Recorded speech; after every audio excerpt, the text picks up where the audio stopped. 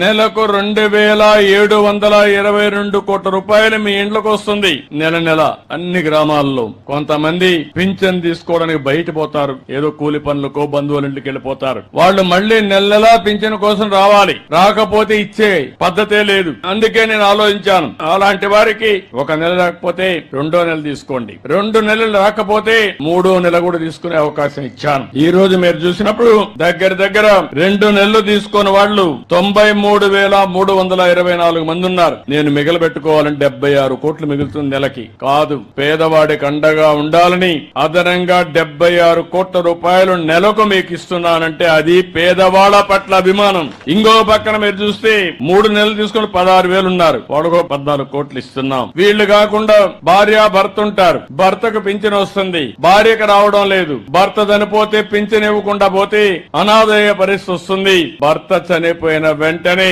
భార్యకు పింఛన్ ఇచ్చే విధానానికి శ్రీకారం చుట్టామని చెప్పి కూడా మీకు తెలియజేస్తున్నాం. ఆటోమేటిక్ గా ఇస్తున్నాం. రెండోది మీరు ఒక్కసారి గుర్తుపెట్టుకోవాల్సింది, ఈ రోజు పింఛన్లు మీ ఇంటికి పంపిస్తున్నాను, 7 గంటలకే పంపిస్తున్నాం. మళ్లీ టెక్నాలజీలో అనుసంధానం చేస్తున్నాను.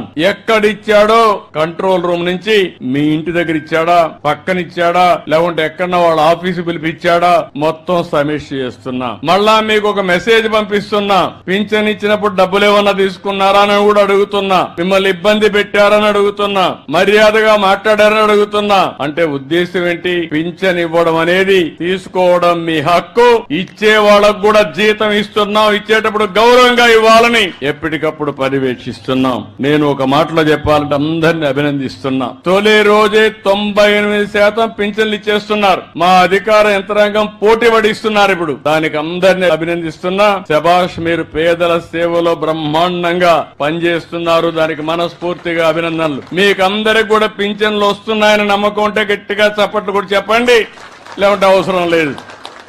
ఇది అధికార యంత్రాంగం గుర్తుపెట్టుకోవాలి. ఈ నమ్మకాన్ని మీరు కాపాడుకోవాలి. అప్పుడే మనందరికీ న్యాయం జరుగుతుంది, మన జీవితాలకు ఒక మీనింగ్ ఉంటుందని చెప్పి కూడా మీకు తెలియజేస్తున్నా.